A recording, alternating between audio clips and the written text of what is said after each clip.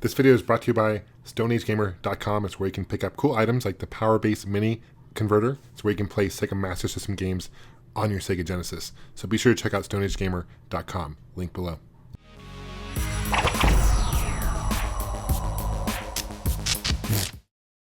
How you doing, guys? My name is John with Gamester81.com, and this is my review over the Commodore Amiga CD32 system. Now, this is a pretty rare system, and I'll explain why here in a second. This came out in September of 1993, discontinued quickly about 8 months later in April of 1994, the following year. It was primarily sold in Europe, UK, Germany, primarily in Europe, as well as sold in Australia, Brazil, and also hit Canada for a while. And the reason this hit the market is because Commodore at the time was hugely successful at selling computers. They had the Commodore 64, one of my all-time favorite vintage computers, also the Amiga 500, the Amiga 1200.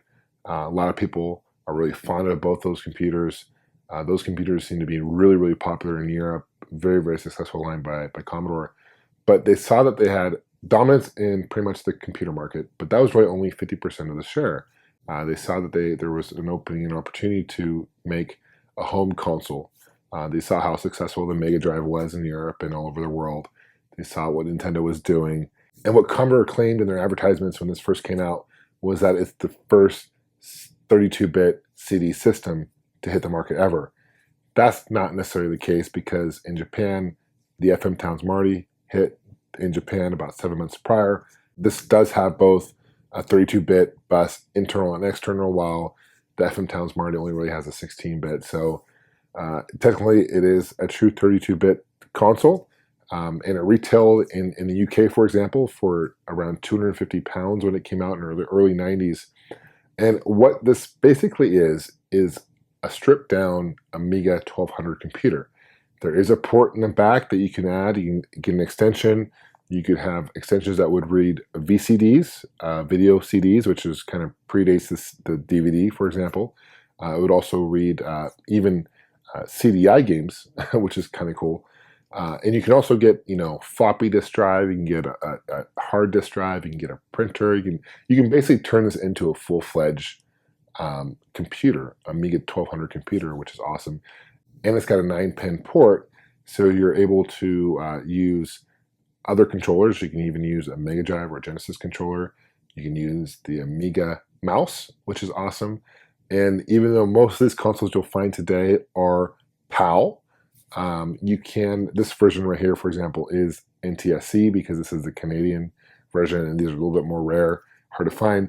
There is kind of hidden Easter egg in these things. So if you boot these up and you have an Amiga mouse using the controller port 2, and you're holding both buttons down, you actually go to a menu option. You can actually change how it displays a game, whether it's PAL or NTSC. If you don't do that, then you play a PAL game. It will basically appear black and white with lines through it if you play it on a NTSC system or TV. But I think that's kind of cool that you can kind of change it and customize it, because the system is region locked for games. So that's kind of a neat little Easter egg. This isn't Commodore's first attempt into making a home console. In fact, they failed twice before. The first one was when they released the Commodore 64 GS system, which basically played cartridges, and that system didn't sell very well because the game limitations, there weren't many games for it. Then they released the CD TV, which is basically an Amiga 500. It was kind of a box that you could plug into your TV, and that retailed for around £700 in the UK. So really, really expensive. That came out before this, so even in the early 90s, and that failed. So this is, I think Commodore was thinking, okay, we're gonna make this look like a console. I'll show you a closer look at it here in a second, but as you can kind of see here, it looks kind of like a Mega Drive or a Genesis, and they did that intentionally. And if you look here, it says 32-bit, and a lot of the Mega Drives and Genesis advertise 16-bit. So this is an direct attack at Sega. They were really heavy in their marketing. In fact, in the UK and in the Sega's headquarters, they put a big advertisement out in front, and they're just bragging the fact that this thing could play 32-bit. And the processing speed is slow in today's standards, but it could read 300K per second which obviously is very slow today, but it was twice as fast as the FM Towns Marty, for example. So this thing really had a lot of potential, but the downfall for the system was a lot of the games were ports from the Amiga 1200 because it just was easy to port. So these are games that were really 5 years old at this point that were being ported over to the system. There are some gems. They had Super Street Fighter 2, for example. They have a game called Zool 1 and 2, which is a pretty fun game. They had Wing Commander come out for it. They had Microcosm, which is a really fun game. It's a shooter with some pre-rendered graphics, and I'll show you that at the end of the video here, how that plays. Battletoads even came out for the Amiga. Altogether, 178 games were released for the Amiga CD32 in the 8 months time frame that it was around, so pretty incredible. And you guys are probably wondering why this system wasn't released in the States. I mean, it hit Canada. Why didn't Commodore, who is an American company, why did they not release the system in the States? Well, it basically came down to a patent issue.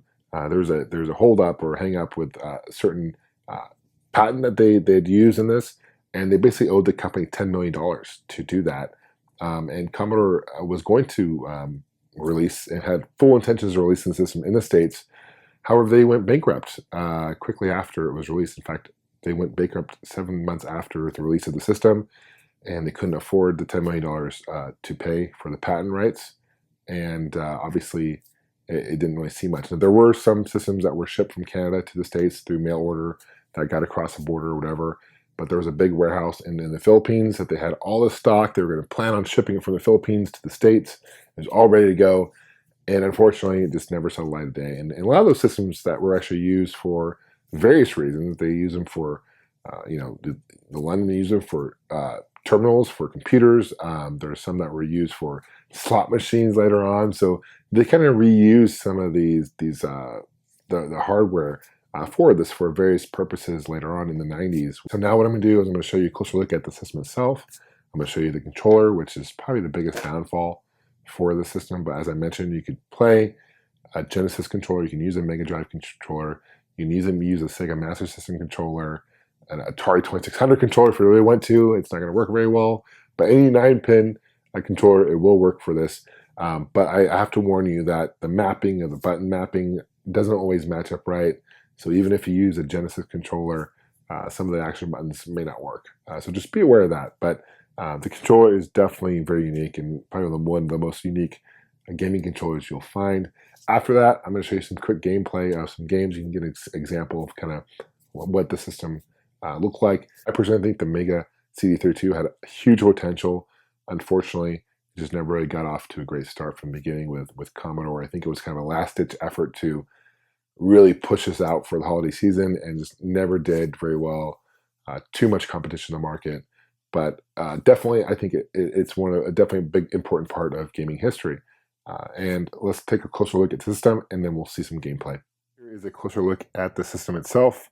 As I mentioned before, it looks very similar to a Model 1 Sega Genesis or Mega Drive. This is your reset button, your volume here, your headphone jack. So just like the Genesis, you can actually listen to the game internally in case you don't want to hear it on the TV. This lights up orange when it's powered on. This lights up green. There's two lights. This lights up green when it's loading. The flap here, there's no lock on it, so this is where your CDs go into, obviously, but there's no lock onto it, so if the game is on, you can lift this up and it stops. I wouldn't recommend doing that. It probably damages it. I'm not sure, but just keep in mind that this kind of goes up pretty easy. And it says, do not stare into beam. Do not touch the lens. So good to know. On the side here, this is where your controllers plug into your mouse or your mice, whatever you want to call it. Also has an auxiliary port here on the side. On the back, this is your on and off switch. You have your power. We plug in here. This is your TV or RF. You also have an S-video and you have an AV. So you have three different options there. Your S-video would probably be obviously the best quality. You have the AV would be the second best, and your RF would be the least best quality that you'd have. But there's options, which is nice. Here's a closer look at the controller, and you have this button here. This is your play button. And it's kind of weird because this can play VCDs through an attachment. You have your play, you have your stop, you have your fast forward bumpers here, left and right. The D-pad is probably the biggest issue. It's just a disc here, and it feels very, very cheap. In fact, there's issues with this. It's very common. My down button doesn't work all the time, unfortunately, so that is an issue. And you'll notice here these different action buttons. This red one is slightly bigger than the other one, so this is one you're probably going to use most of the time. And kind of a weird design. It fits in your hands, kind of strange. Not a huge fan of it. It feels kind of light, feels kind of cheap. Not a huge fan of it. I think that's probably the biggest weakness to the system is, in fact, the controller. This is rubber here and it just feels very, very cheap. And I don't even know if it's actually connecting to the button or not, to be honest with you. Now, a little information about the system as far as the hardware goes. It does have a RAM. The RAM is 2 megabytes of RAM. This Amiga using the Amiga chip. The ROM is 1 megabyte of Kickstart. It's got 1 kilobyte of EEPROM. Okay. As far as colors, it can display up to 256 colors on screen, and it has up to 16.8 million colors available, and a 24-bit color palette. Audio is 4x8 PCM 2 stereo. It also operates on 2 gigahertz max DMA, and the operating system is the Amiga OS 3.1 operating system. So when this came out, it was really the most recent hardware that Commodore had available at the time. And so now I'm going to show you some gameplay for a few games. I have a handful in my library. I'm going to show you a couple due to time restraints and stuff like that. I don't want to waste too much of you guys' time showing games for too long, but I'll show you a few. You guys can get the idea. We'll go from there. So if you turn on the game without any CD or any game in it, basically you get this boot up screen. Really cool, unique intro. And it's a little bit more animated than the normal boot up screen. I'll show you that in a second. But it also loads you to the internal storage area, so you can customize, you can delete, you can unlock files. Very similar to a Sega CD or Sega Saturn at the time had internal storage, since you couldn't save games directly onto the game itself. Here's what the normal Amiga CD32 boot up screen looks like when there is a game. First one I'm going to show you is called Microcosm. It's a really fun shooter. Kind of a shmup, but it's done with pre-rendered graphics. It almost reminds me of games like Sewer Shark of today, or even a 3DO game. It's very similar to a game that would be on a Panasonic 3DO, for example. So here is Chuck Rock. This is a game that came out also on multiple platforms, including Sega Genesis, Mega Drive, Super Nintendo, and it's kind of a unique game. You basically have to hump these guys. It's kind of weird to kill them. Guardian is another shooter. This game I want to show you because it looks like Star Fox. Unfortunately, my down button doesn't work, so I can't lift up, but you get the idea as far as the graphics go. Pretty smooth, but again, looks like Star Fox. Well, that concludes my review over the Amiga CD32. Thanks for leaving a comment. Appreciate you guys thumbing up this video. If you guys want to stay in touch, you can follow me on Facebook, Twitter, Instagram, as well as my website, Gamester81.com. I'll put links below. And we'll see you guys soon. Happy gaming. Take care.